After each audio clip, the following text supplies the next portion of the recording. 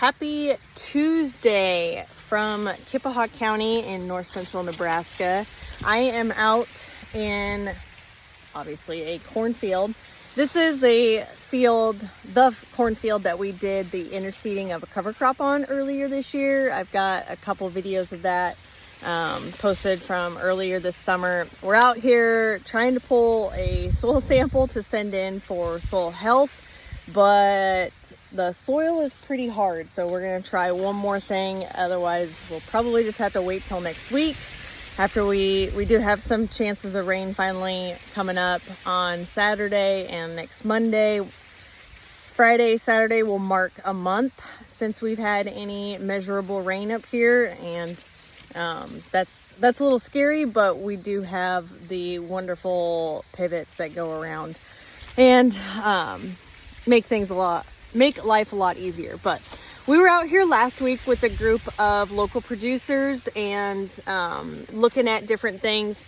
As you can see, we've got a lot of crabgrass and foxtail that ended up coming in. Just as a reminder, this was an alfalfa field that the guy dissed and field finished one time each of those, and then planted corn. He planted right around 23,000. This grower's goal the last 8 to 10 years has been to greatly reduce his commercial fertilizer needs as well as his herbicide. He is a rancher as well, farmer rancher combo, so diversified in his operation, and something like this is just going to be fantastic for grazing. But in this spot where we stopped, wanted to go through and look at what we've got going here at the ground level. And I'm not sure if you'll be able to see it very well, but this clover right here, this was a balansa clover. It's a cool plant that's right there. And then we've got small burnet plant. I'm not sure if that's showing up right there. It's got some jagged edges around the leaves there.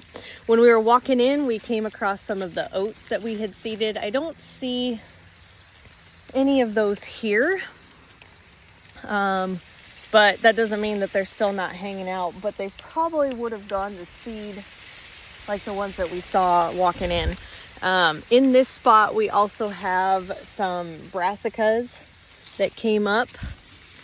You can see this right here, a couple of those brassicas, and then back here we've got buckwheat growing and blooming like crazy, as well as, of course, the foxtail and crabgrass. But the guy is not at all disappointed in this. He is pretty pumped, actually.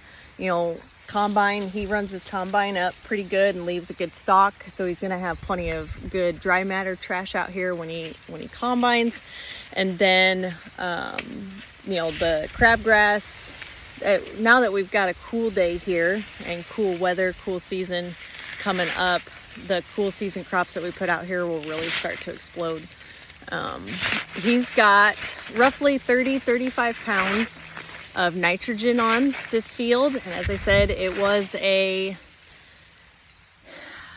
10-year-old, I think this half was 10 years old alfalfa stand that he dissed under. Otherwise, that is all that he has. He just ran 35 pounds in his starter, and that's the kind of ears that we've got, and they all look like that when we start peeling back. So personally, I wish he would have planted 2,000 or 3,000 more plants.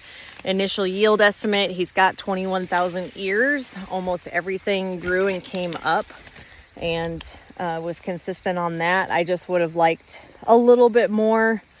Not going to hurt to have another 2,000 or 3,000 plants, thus ears out here. Initial yield estimate's just shy of 160. He was going for 170, 180. And tickled pink with even the 160 for no more nitrogen that he's got out here. But wanted to provide that quick little update.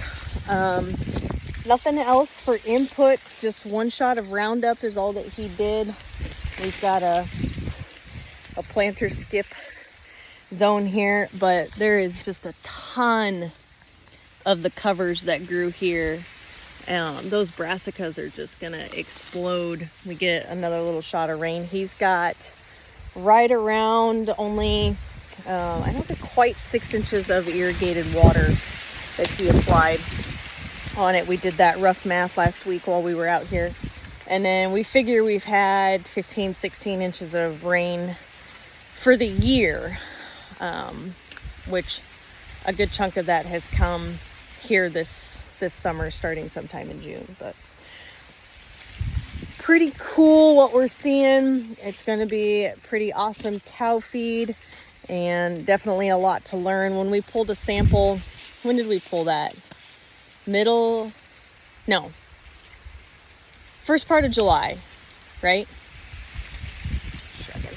I think it was the first part of July. We pulled the first soil sample, soil health, and he had 70 pounds of plant available nitrogen out here.